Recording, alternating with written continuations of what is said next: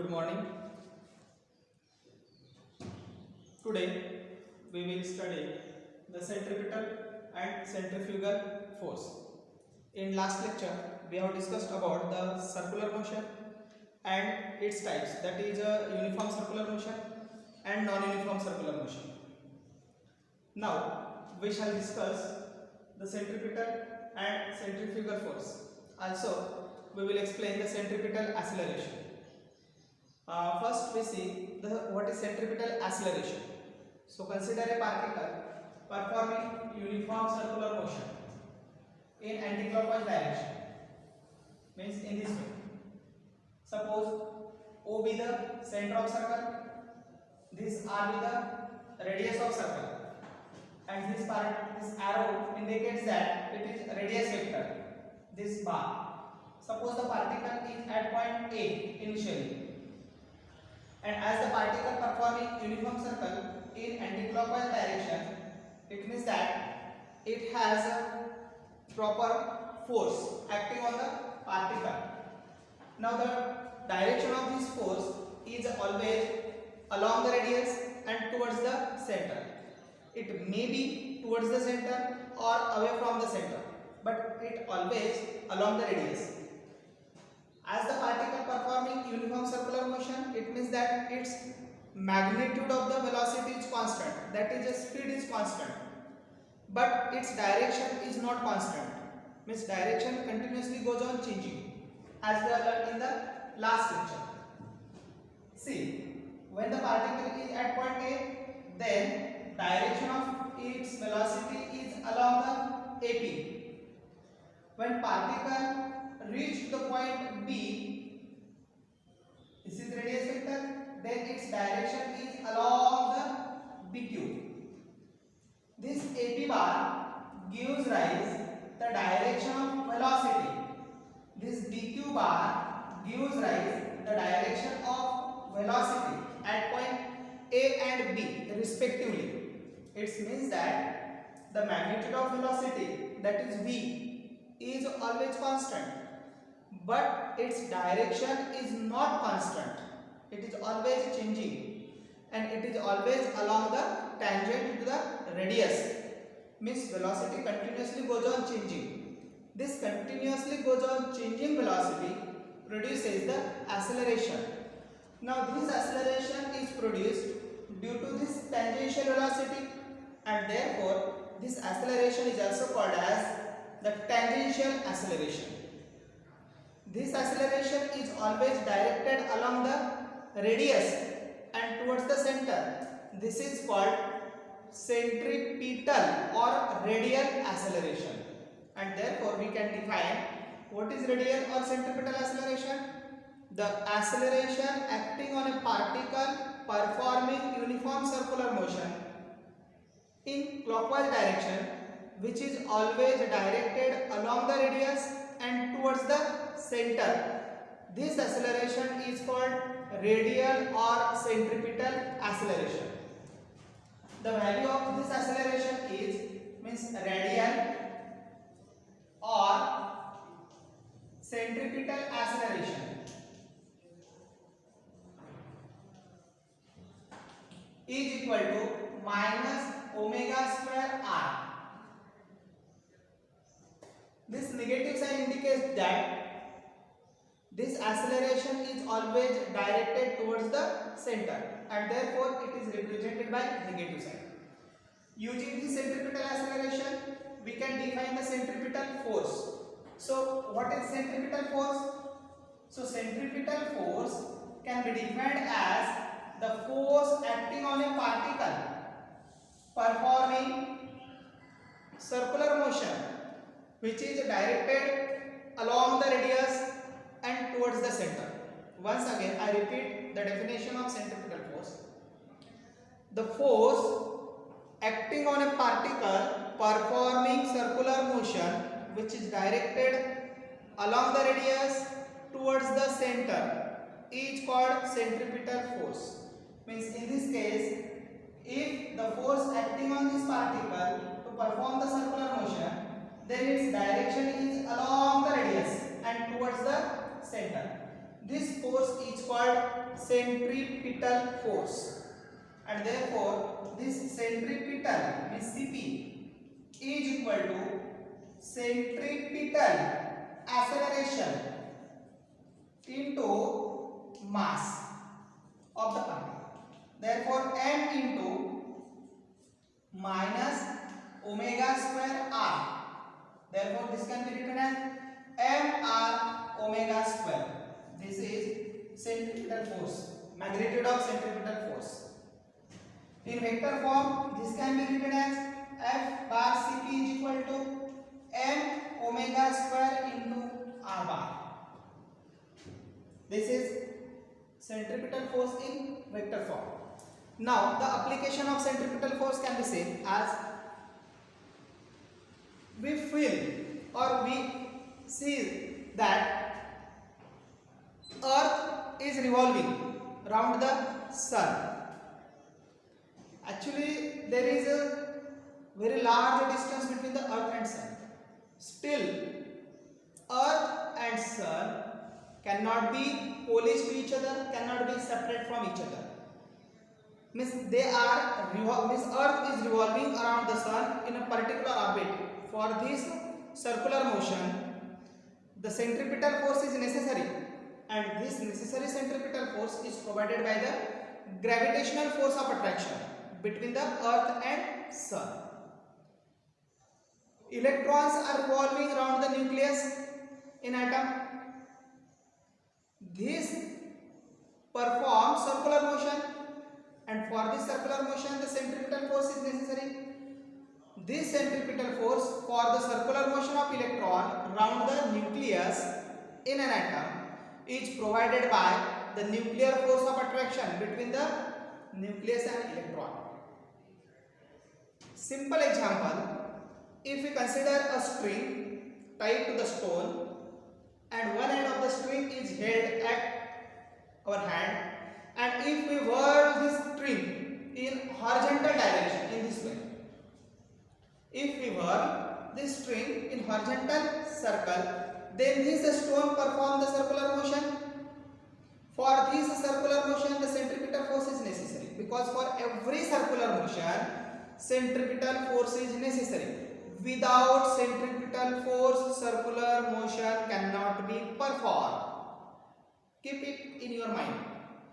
For this circular motion, the centripetal force is necessary, and this necessary centripetal force is provided by the tension by our hand, because our hand gives the tension to the string, and this string can revolve this or whirl this stone in the circular orbit.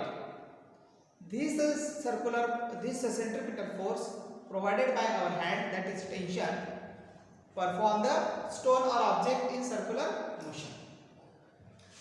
Next is a centrifugal force. What is centrifugal force? Centrifugal force can be defined as the force acting on a particle performing circular motion, which is always directed along the radius and away from the center.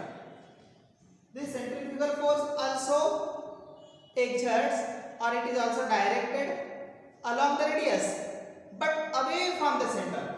Means in this way, if this particle performing circular motion, this is the center, this is radius. If the particle is at point A, then its direction is along the radius, but it is always directed away from the center, and this force is called centrifugal force. The magnitude of centripetal force and centrifugal force are same. Magnitude is same, only direction is opposite. In centripetal force, the direction of this force is directed towards the center. In this case, the direction of this force is directed away from the center.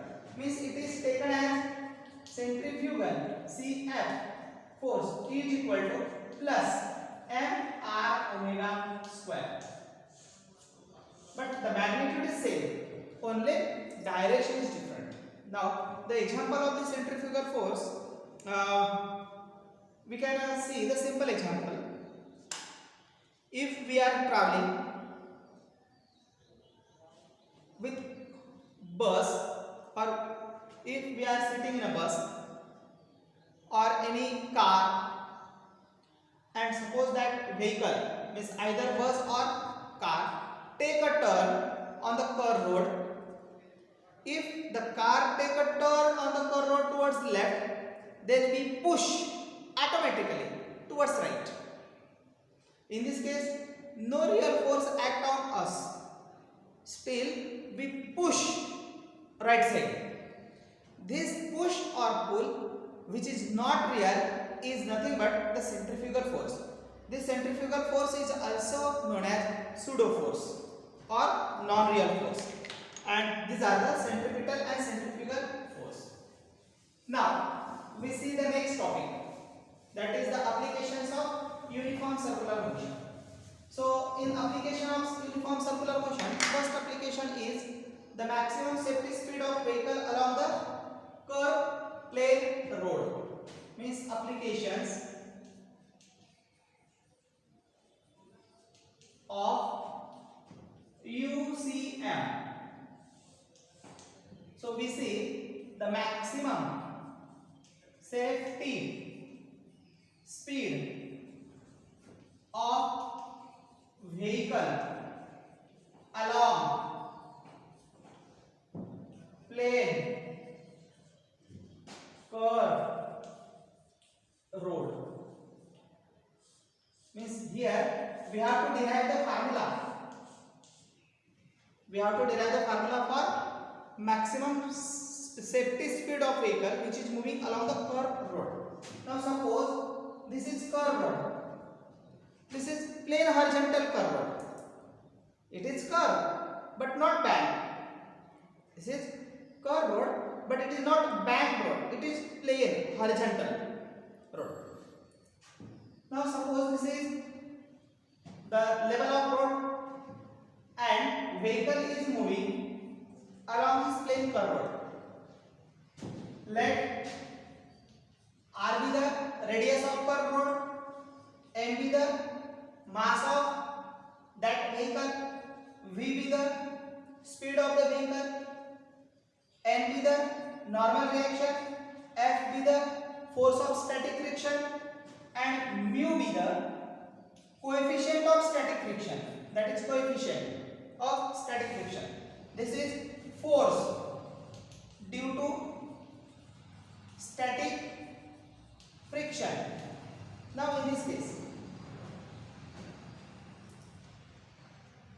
the force which is equal to weight, that is mg, which is always directed along the or which is always directed towards the center of gravity. Means this is suppose center of gravity and this weight of the vehicle is always directed in downward direction, that is towards the earth.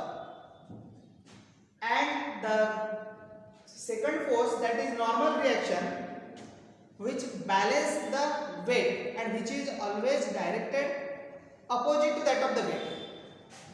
Means in this way. This is normal reaction.